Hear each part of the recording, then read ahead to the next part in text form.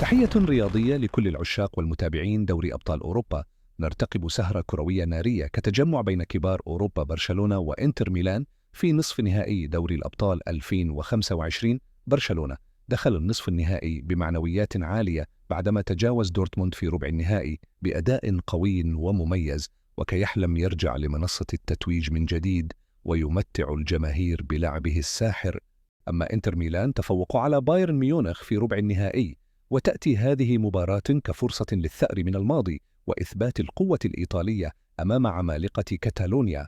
المواجهة المرتقبة غتكون نهار الثلاثاء 29 أبريل على أرضية ملعب لويس كومبانيس الأولمبي، انطلاقا من الساعة 8 مساء بتوقيت المغرب وتونس والجزائر، الساعة 9 مساء بتوقيت مصر، و10 مساء بتوقيت السعودية.